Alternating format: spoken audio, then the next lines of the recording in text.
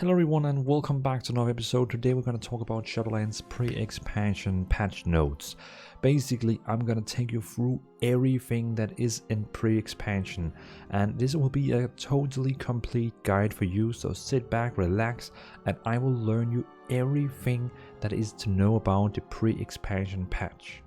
Shortly after the pre-expansion patch has been released, an event called Death Rising, a limited event, is going to be released, but only shortly after. It's not directly after, but shortly after. Basically, it's an invasion from the Scourge, and we have to, repel them. It's a fun event where you can even become a zombie yourself, but we have to go to the Ice Crown also and set a foothold there. So that's going to be a little bit different from this event than the one we saw from the release of Wrath of the Lich King. Also, we are getting level, item and stat squish.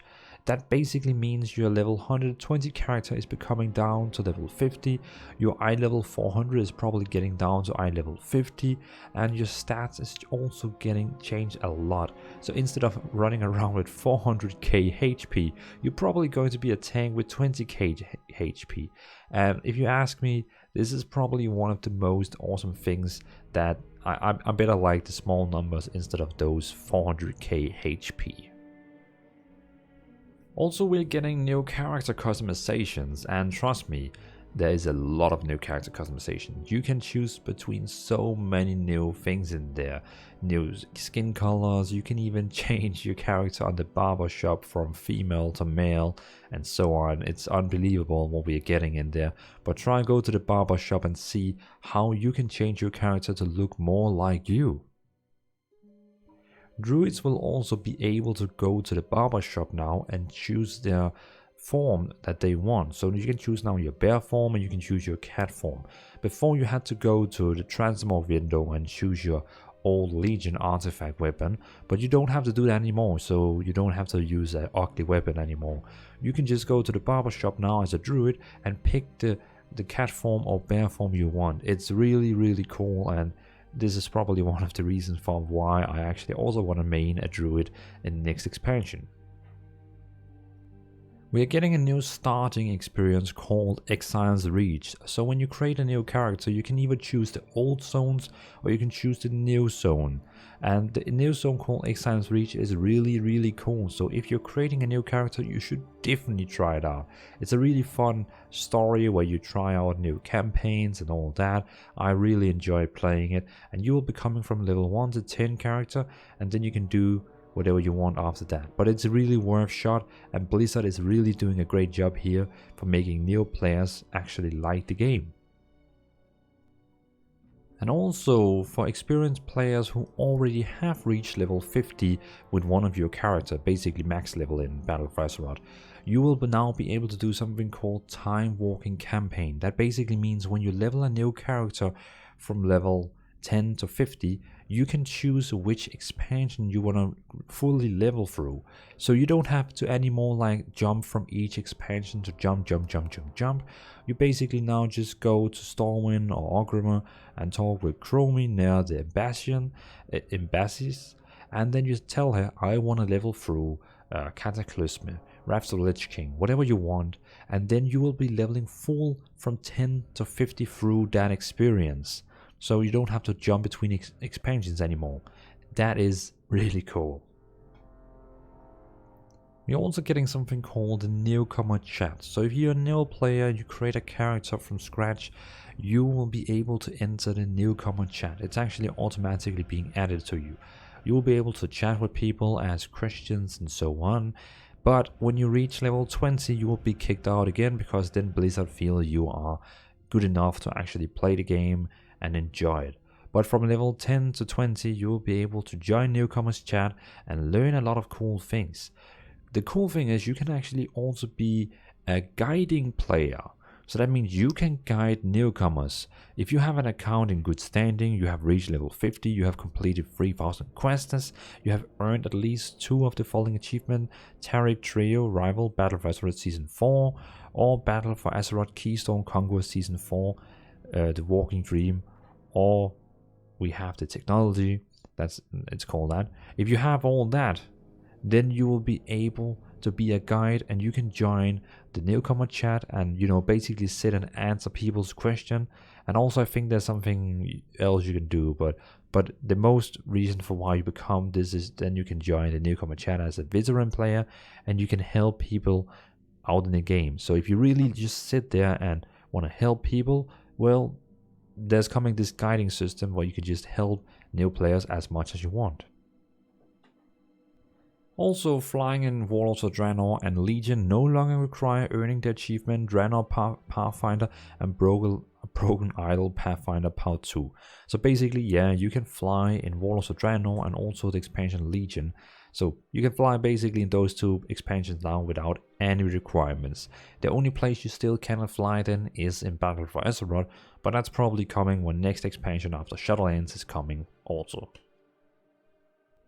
Unlocking allied races no longer requires reaching exalted reputation with the race's associated faction.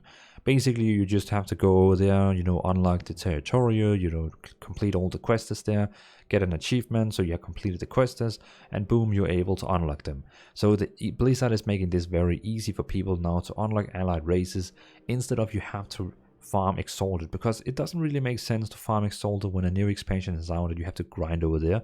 Why would you ever go back to an old expansion and grind there? So yeah, if you still need some allied races, then when Pre-Patch comes out, you're gonna get it very fast. And for those people who have been grinding for a couple of, well, 1,000 of hours, bad luck. There's also coming some changes to Auction House. Sold auctions will now show buyer or bidder player name in a tooltip. Commodities stackable items are now sold by selected stacks before other stacks from the inventory. Personal auction can now be sorted by time remaining. The level range filter is now also filtered battle pets by level. A rune carving option for profession crafted armor pieces for legendaries has been added under each armor category. These materials are not yet available until Shadowlands. Black Market is also getting some update.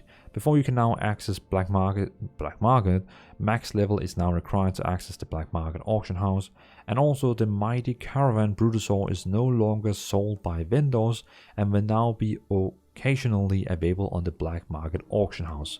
So if you still don't have the big dinosaur with auction house on, you have to basically get it now, or else you will only be seeing it in future on Black Market. Regarding classes, we're not going to go through each of the class changes because that would be for another video, but we're going to go through some general things for all the classes together. That is just like, you know, a big thing at all.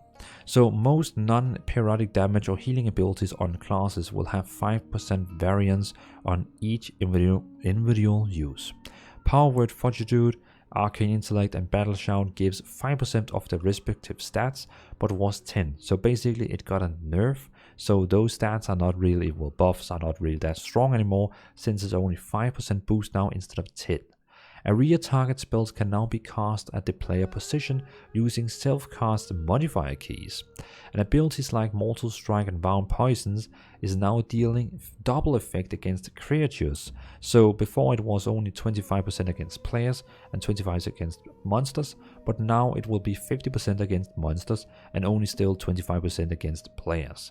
So it's really cool. And also Warlocks, for example, they have another spell effect that was reducing 10% on players, but now it's actually 20% on monsters. So all those effects are doubled now if you have anything that is reducing the healing on players. And also many area effect abilities have had their damage and maximum number of target adjusted. See individual class sections for this specified spells, but that will be for another class video that will come out later. Corrupted items is also a past. Now that we have defeated Nisot and the corruption, we are now no longer having corrupted items. So all your corrupted items is going to be cleansed automatically, and that means everything that you have in the same thing together with corrupted items. For example, if you had Heart of the Azeroth trait, Heart of Darkness, it no longer requires 25 corruption level to be active. So everything that had anything to do with corruption is removed. So I have a list here of a lot of item and reward changes. Let's just go through them and we can just see if anything is like interesting. Rank 4 Essence are no longer obtainable. Heart of Darkness Azerite trait no longer requires 25 corruption level to be active. Memory of Lucid Dreams and Azerite Essence now affects Holy Power instead of Shield of the Righteous for protection paladins. And Memory of Lucid Dreams Azerite Essence now affect Mana for Enhancement Shaman. The PvP talents granted with Conflict and Strife Azerite Essence major power has been changed for the following classes. And that's the Mistweaver Monk, the Affliction Warlock, the Restoration Druid, the Discipline Priest, and Mages. So they have got a new one. For example, Mistweaver Monk is getting a new one called now learn Chrysalis, and Affliction Warlock is now learning Rot and Decay, Restoration Druid is now learning Reactive Resin, Discipline Priestess is now learning Purification, and Mages are now learning Neverwinter Armor.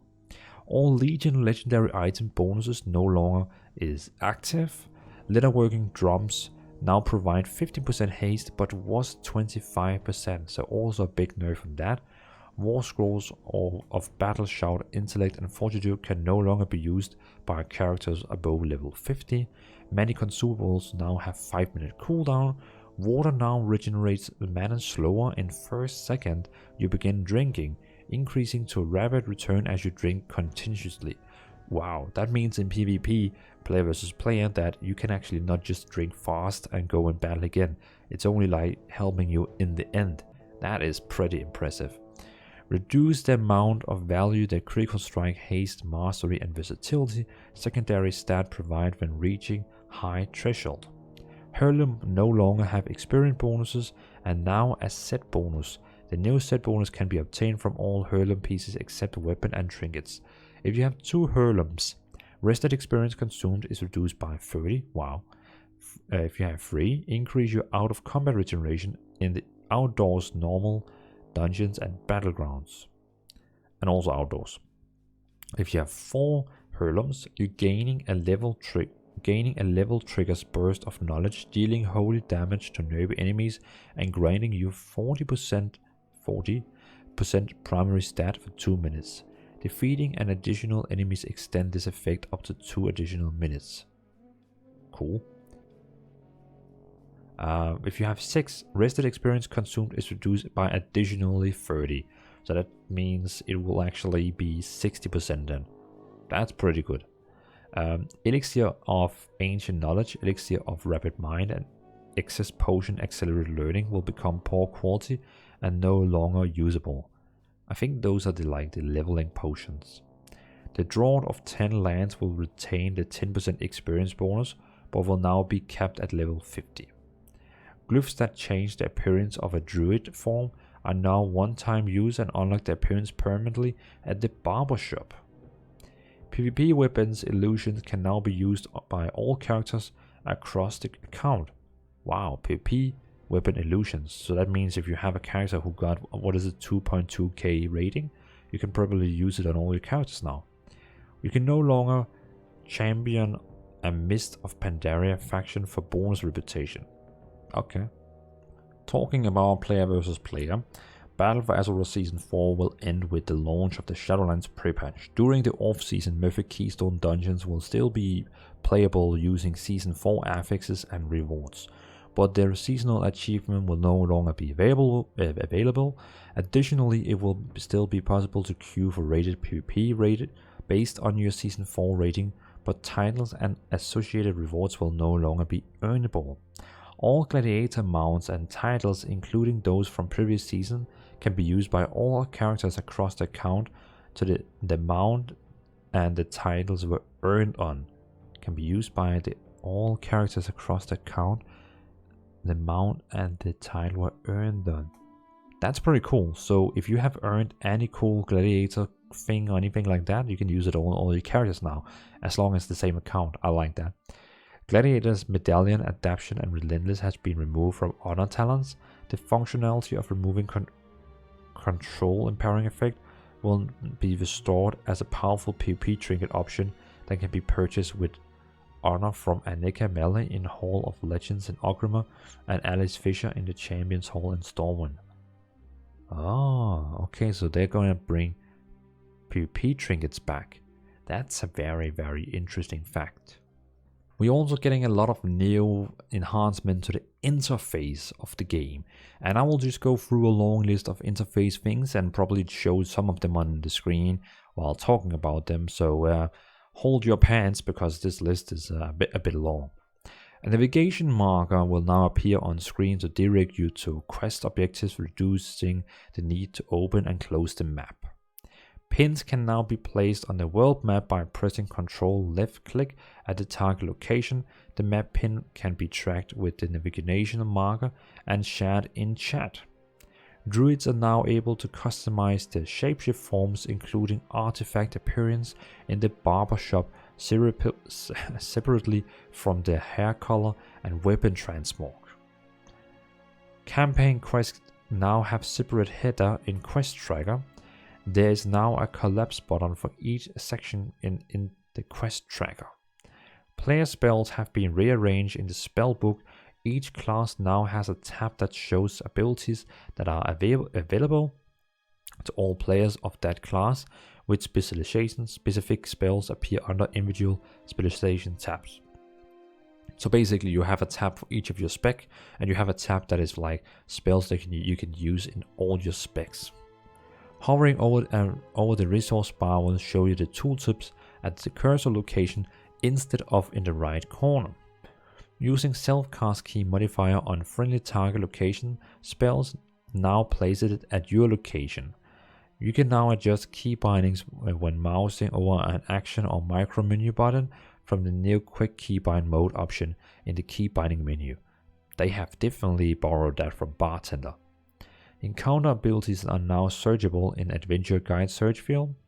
The item set tab has been removed from the Adventure Guide.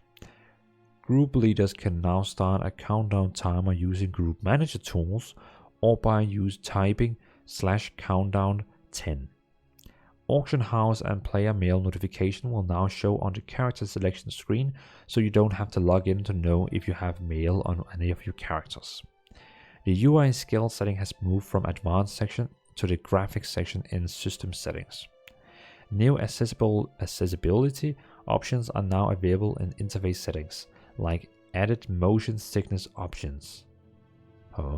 Added an override screen fade option that changed the color of full screen flashes to fade to black. Added keybind cameras, cursor control, and movement support for gamepad controllers.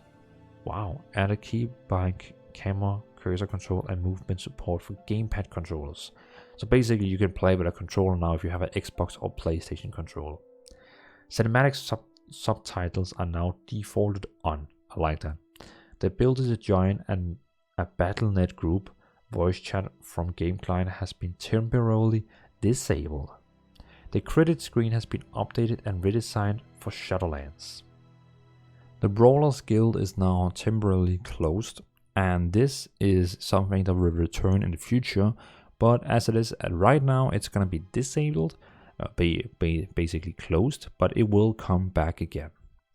And the last thing we have is for the WoW companion app, if you have the mobile app installed on your mobile. Legion missions and follows are now available. Characters can now be favored in character selection screen, and the latest WoW news is now available in the app, so you can basically open the app and read about WoW news. So thanks for watching everyone, this was the complete guide over the pre-patch notes. I hope this video was helpful and pretty much showed you all the changes, all the things, and of course maybe there is some small details that only you can find on Wowhead and websites like that I'm not talking about. I'm just trying to talk about the big objective things that Blizzard they want to show you on even their normal side. So thanks for watching everyone. Let me know in the comments what you think about this video. I appreciate any comments, and see you in Shadowlands whenever the game releases, as we don't know currently. So thanks for watching, have a nice evening, and see you in another episode.